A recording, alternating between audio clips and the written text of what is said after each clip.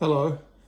A few weeks ago, I mentioned in a video that I used this album as an example of an album that I didn't have, but I had been looking for quite some time, a few years at least, and it was one that I wouldn't buy new because I knew eventually I would come across it secondhand for a reasonable price. And what do you know? A couple of weeks later, I did.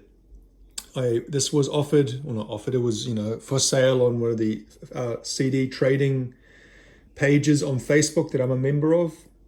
It was $5, and so I got it. And you can see this is the original pressing, not the reissue, because it has the color scheme of the original color scheme, whereas the more recent one, and the one that you always see in the shops nowadays, if you do see this for sale, is like a orange and purple color contrast scheme. I don't know, what it's called or how they do it, but I always prefer the original because I guess that's what I grew up with and what I'm familiar with. I've never actually owned this album before. I remember in 1994, my friend had it on cassette and he dubbed it onto a cassette. You used to copy tapes for each other. And so I had it on recorded cassette tape throughout the 90s, and that's how I listened to it. I I was a pretty big fan of the Smashing Pumpkins when I was a kid or a teenager. It was the first concert I ever went to in 1996 for the Melancholy and Infinite Sadness World Tour. They played at the Super Top in Auckland. And that was my first experience at a kind of live rock concert. And it was pretty, for a 15-year-old kid, it was pretty amazing and intense and scary and exciting and all those kinds of things together. So because of that, Smashing Pumpkins always kind of hold a special place in my heart, my mind, whatever, my memory. But in saying that, I haven't always liked all their music. And I still kind of have things of theirs that I don't really like as much. So I'll talk about that maybe more after I have a look at this album first. So it's in pretty good condition. It's about what you would expect for an album that was probably bought around the mid-90s. It was released in 93, probably was bought in that year or a few after. Another way I know that it is of the first pressing, when I say pressing, I guess I mean pressing is kind of more of a word where you use for records, for vinyl, but I guess that it's not a reissue because this has been reissued on one of the anniversaries, or I think it was like the mid 2000s or 2000, maybe early 2010s. They did the one with the purple and orange color scheme.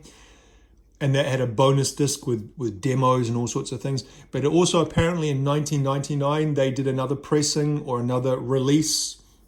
And the way you can differentiate between the 1993 release and the 1999 re-release is the booklet. The original release has a 20-page booklet, and the 1999 release has a 4-page booklet. Now, this appears to be 20 pages. And these are pictures that apparently some of them are family members of Billy Corgan's and others are just random pictures that I assume he picked up. So we've got the lyrics handwritten over these things. You can see it's not the easiest to read. For example, over here on Rocket, it's kind of all jumbled together. It'd be hard to kind of find the starting point. So I don't know exactly which ones are family members and which ones aren't.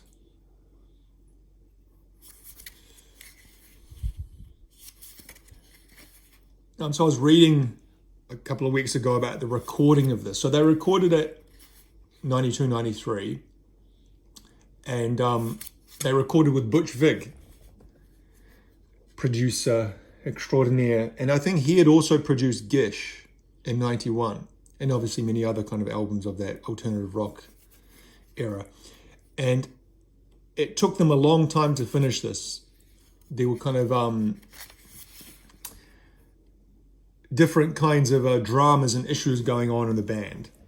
So obviously Billy Corgan was always and always has been the main songwriter and leader of the band, and so it was for this record. But Jimmy Chamberlin was in the throes of pretty bad heroin addiction. Darcy and James had been in a relationship together, but I think it was during or just before this record started, they broke up. And Billy Corgan was going through what I read, they used the term, a kind of a term we don't really use nowadays, but a nervous breakdown.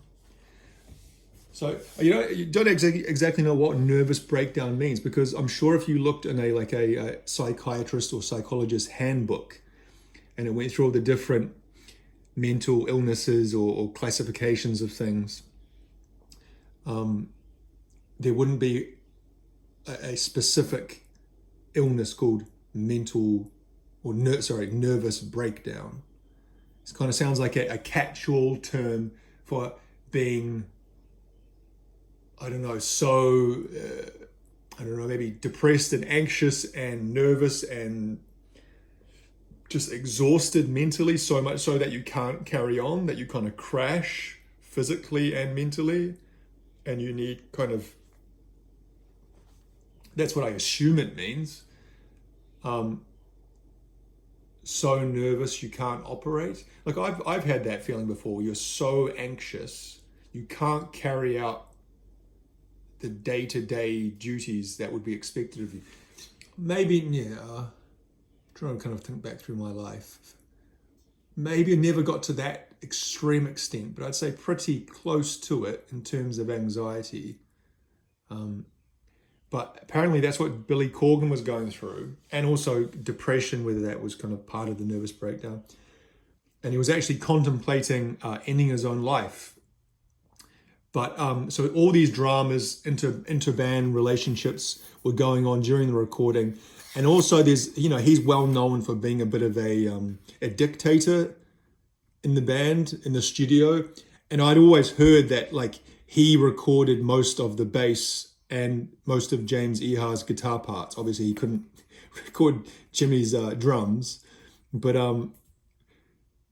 they would record theirs and he wasn't happy with it, so he'd overdub his own recording. And I don't know if that's the full story or whatever, but I remember hearing that back in the 90s. People would say that was the rumor. And so there's a lot of drama going on. And then also, he's a perfectionist as well. You always hear Billy Corgan. And again, I was reading a couple of weeks ago, maybe it was Wikipedia or maybe it was something else, I can't remember now. Butch Vig was talking about some of the recording experience and how the amount of layering they use in some of the songs, I think it was Soma, had 40 guitar overdubs or something.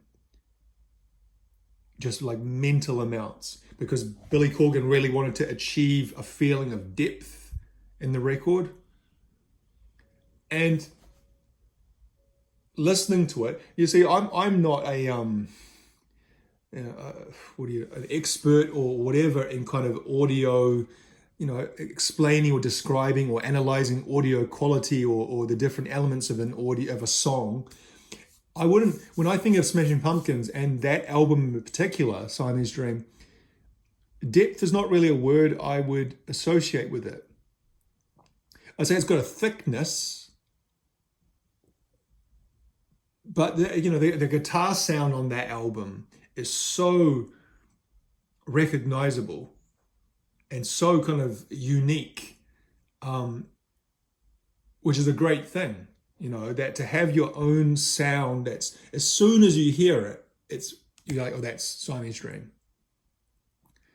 And but is it depth? Like I said, I'm not really versed well enough in that kind of audio knowledge to say, well, yeah, it does sound deep here and there. The guitars have that. I don't know how you describe it. The guitar is the guitar. The guitar is the Siamese Dream guitar sound. And then his vocals, I've never really the depth or deep is not the word. They're quite thin sounding, and that's not like I'm not a diss or anything like that. Again, so unique and instantly recognizable of Billy Corgan's vocals, but they're quite I don't know, they're very midi. Like if you were like on those old stereos where you had like the graphic equalizer and you could kind of put the knobs up and down, and you can put lots of bass or lots of treble. Or his ones sound like it would all be in the middle, but up towards treble, like very very little bass.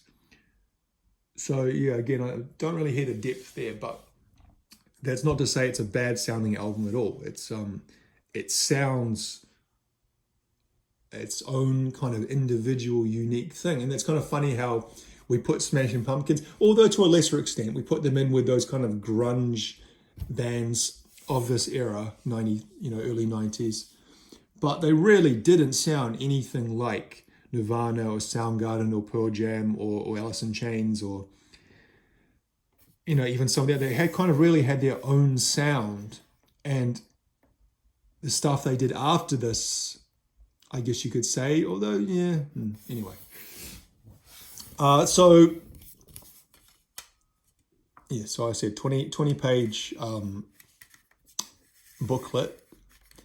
There you have the disc itself. I played the disc through a few times and it plays perfectly. Can you see any scratches? I can't. I can see a few little dots there. Can you see those? Oh, it's dust. Yes, it is dust.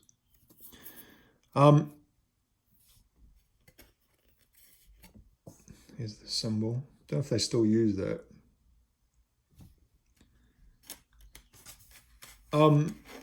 The track listing. Now, like I was saying, I kind of said before I went and talked about the album that I kind of have a, as much as I'm a Smashing Pumpkins fan, and I went to their concert and I had some of their albums. I didn't have this one, but I had some of their other ones. I had Melancholy and the Infinite Sadness on double cassette, I remember. And I own all these ones now.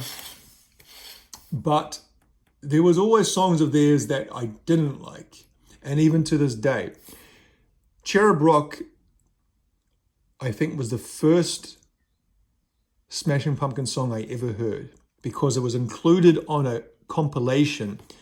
And I've talked about this before as well. The first 3 CDs I ever bought in my life were U2's Rattle and Hum, Soundgarden Super Unknown, and a alternative rock compilation called The Trip 2. There was like a series, went the Trip through to the Trip 7, I think Trip 8 maybe they got to eventually. But I was up to the Trip 2. And it had Stone Temple Pilots, Radiohead, Tool,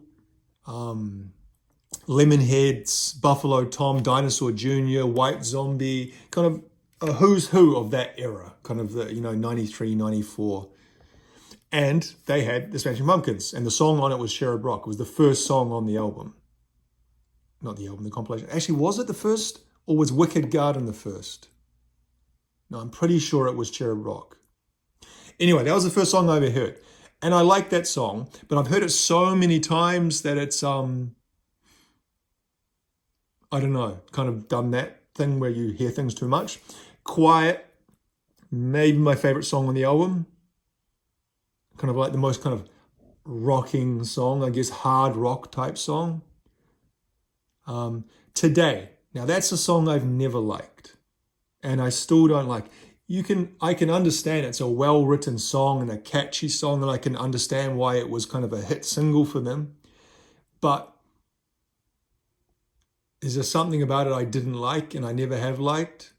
The lyrics, I know it's kind of meant to be ironic, like he wrote it about when he was in a deep depression. But the video, I never liked the video, the driving in the ice cream truck. Yeah, I don't know why those things. Hummer, that's a great song like that. Rocket, which was another single, pretty good. Disarm is a classic. Really different kind of song at that time. As a kind of 14-year-old listening to this kind of music, Disarm was, I guess it was kind of reminding me a little bit of what, from Metallica. What's the other? The Unforgiven, a little bit. The Unforgiven's guitars are a lot heavier though. But that kind of same kind of ballady using strings, although Disarm's got a lot more strings than that. Soma, amazing song. Geek USA, pretty good. Mayonnaise, amazing song. And apparently, it's true. It's in. You can see in the actually, I didn't show that, did I? In the liner notes, that James Iha is a co-writer for both Soma and Mayonnaise. Space Boy, which apparently Billy Corgan wrote about his half-brother. I don't like that song so much.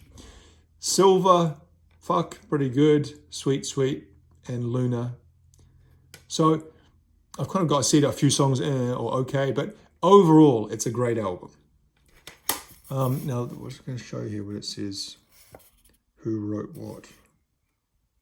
No, maybe it doesn't say here. Maybe it says on the actual song itself.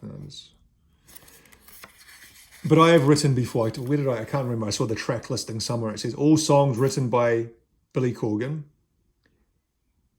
except Soma and Mayonnaise, written by Billy Corgan and James Iha. Oh, here we go. Here, it's right here. All songs written by William Corgan, except Soma and Mayonnaise, written by William Corgan and James Iha. So I don't know how much input he had. We also see that it was produced by Butch Vig and Billy Corgan. They worked together. Very long days, apparently, like 16-hour days working in the studio. We see there Mike Mills. That is Mike Mills from REM on piano on Soma, which was interesting. I had no idea of that until I was reading about this a few weeks ago. And there's the thank yous. Alan Moulder mixed it. Remember the days of fan clubs where you'd actually have to send mail? Pre-email, pre-websites, pre-any of that stuff. Anyway, so yeah, as I was saying, or kind of how I started it, is that these kinds of albums from the 90s that were, this was a massive album. This sold, probably 6 or 7 million albums worldwide. So this kind of album, that if you hang out long enough, you're going to find it because there's enough of them floating around that they come up again and again. You just kind of have to be in the right place at the right time, but eventually it will happen. So there's not necessary to be paying full price, because if I bought this new in a music shop, if I could find it, but if I could, it would be around $20 to $30 because you wouldn't be able to find the original pressing. You'd have to find that orange and purple re-release. Well, and it would be good to have the extra disc of demos and whatnot, but it's not something absolutely necessary to me. I'm not big enough fan to want that kind of stuff or need that kind of stuff. Yeah, want, yes, but need, no. What else can I say? I had something else lined up. My brain was about to say. Oh, that's right. So yeah, those kinds of era. Whereas if it was like a artist or a band below the Smashing Pumpkins in popularity, like some of those bands I just mentioned before, like Buffalo Tom or Dinosaur Jr. I found secondhand Buffalo Tom albums and Dinosaur Jr. albums. I got them for $2. But that was much more just pure luck to find. They're not the kind of things that come up regularly on the CD trading pages or in the charity shops especially. And so it's harder to find them. It's just kind of got to be almost like pure luck to find them. Whereas these things, it's not pure luck because the numbers were so great, In terms of what other things, I've shown a lot of these before in individual videos. This one I just showed the other week, but I'll show what I do have. I've got Pisces and Iscariot, which is the kind of, semi-album. It's not really an album per se. It's kind of like a bunch of stuff, B-sides and unreleased stuff from between Siamese Dream and Melancholy. So that came out in 93, this came out in 94, this came out in 95. I just picked this up also on a trading page for $5 a couple of months ago. I showed it in a video, maybe a month ago. For a long time, this is probably my favorite album of theirs. I'd say it is a bit overly long. I've always felt that it could have done with shaving a few songs off, but then, you know, I don't know if you could shave off enough just to make it a single disc. Probably not. And there's a lot of great songs on it. Kind of like looking, I'm thinking, oh, okay, that was great, that's great, that's great.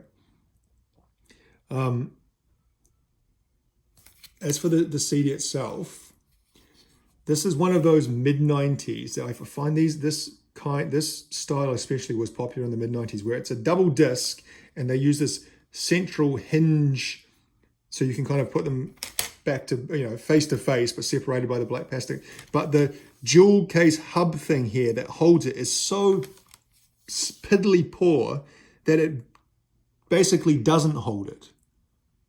You can see, I think one of them is broken off. But even if they are not broken off, they're still really weak. They barely hold it in. It's like it's not very tall. And so therefore it doesn't, like, you can't kind of push it down and get that kind of clicked in feeling that you usually do with a jewel case. And because of that, when you open up the other side, it's never sitting on there. It's always not fallen, but, you know, sitting like that, which always kind of annoys me. You're going to try and shimmy it in so it gets in where it should be. So I picked up that secondhand from a shop. I found this for 50 cents a few years ago. Then a door. Got this for 7,000 won. This is second, so that's $7-ish in South Korea.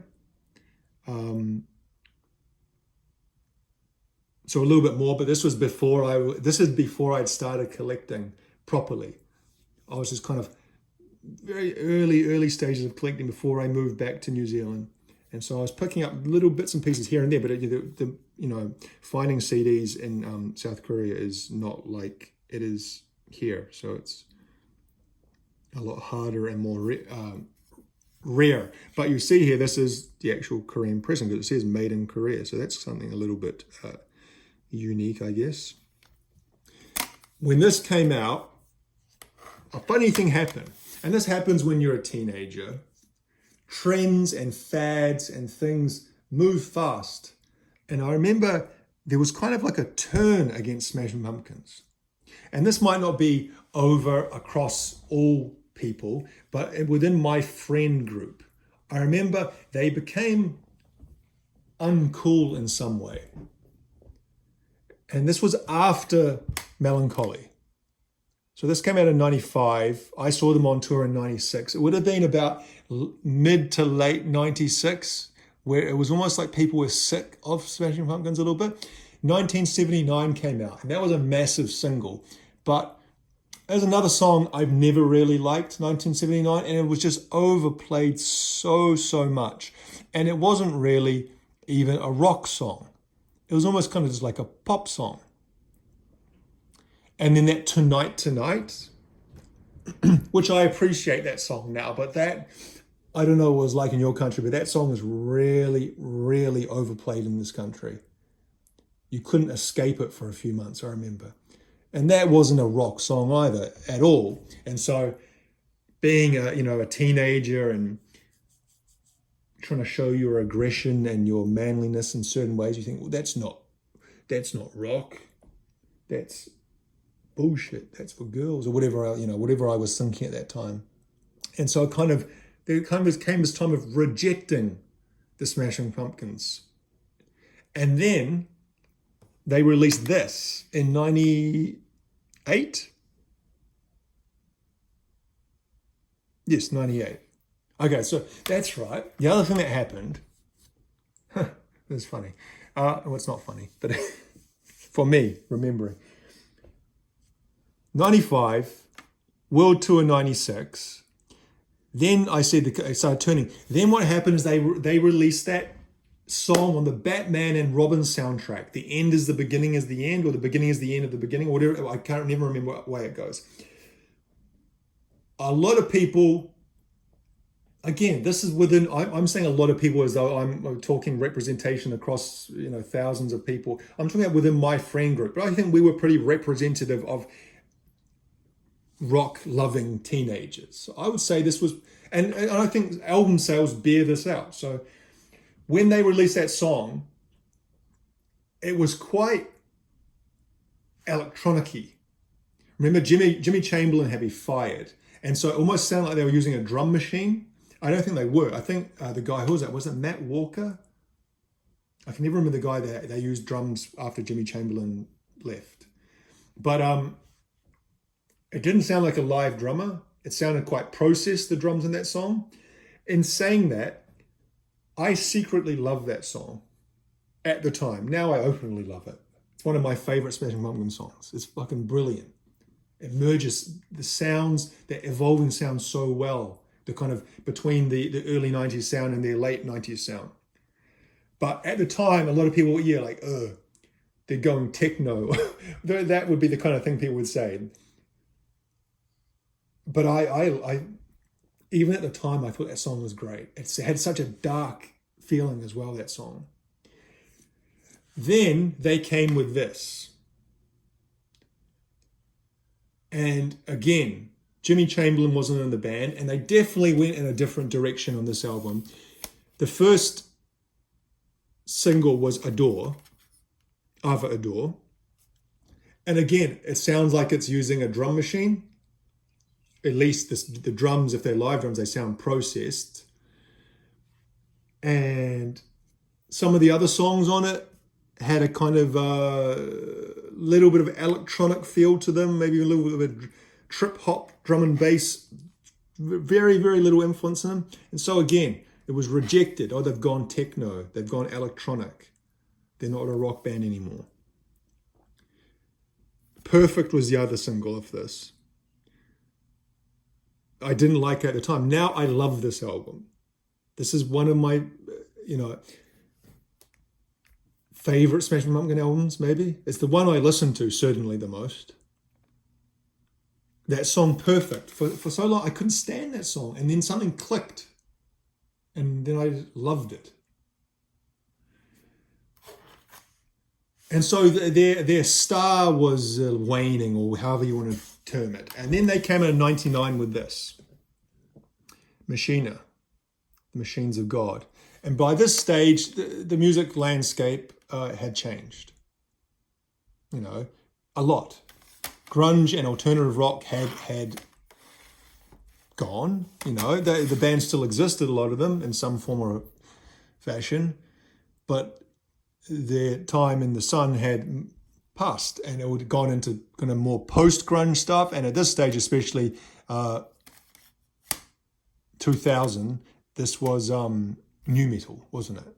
New metal was the big thing. And then on the kind of the mainstream side, it was pop music like the Backstreet Boys and Britney Spears and stuff like that, in sync. And so, who knows what that kind of shit's always happening, and bands don't just give up or retire or whatever. But that's from being one of the biggest bands in the world. I think they won a Grammy or Grammys for Melancholy, selling millions, tens of millions of albums. And then by the time they got this, they had dropped down the list a lot. I liked this album a lot. I liked it at the time a lot. The first time I heard the Everlasting Gaze, I loved that song. Got a real, I've talked about this album before, and I use the same term, super glassy guitar in that song, really atmospheric chorus. Some of the other songs on this are brilliant as well, such as Raindrops and Sun Showers, such as Heavy Metal Machine, such as Glass and the Ghost Children, Stand Inside Your Love, one of the best songs they've ever written, in my opinion. As good as anything they've ever done.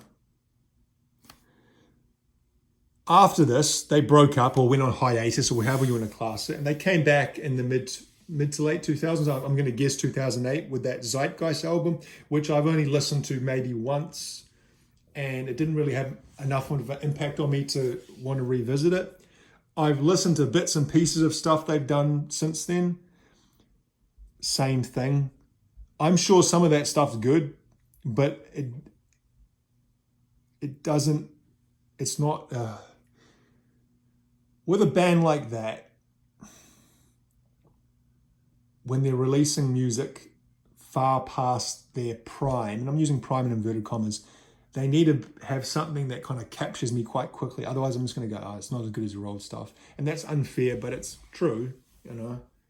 I'd rather just kind of listen to other things that interest me in some way. I don't have Gish. Gish is another one of those albums that I think eventually, probably or definitely not going to be as easy to find as Siamese Dream, but eventually I believe I will come across it. So therefore I'm not going to kind of try to buy that new or anything like that. Not really interested in buying anything post Machina either. So eventually when I get Gish, those 6 albums, that is, and that's hardly like a rare thing. I'd say if you talk to most Smashing Pumpkins fans, especially from my generation, they'd say exactly the same thing. That's where I end. But 6 pretty goddamn great albums when you think about it. An amazing run. If we take away that and say it's not really an album, let's say 5 great albums. And now, in my age now, I'd say especially these 4 absolutely brilliant albums. So yeah, my retrospective and rambling about personal history and whatever else of the Smashing Pumpkins. Oops, thank you very much for watching.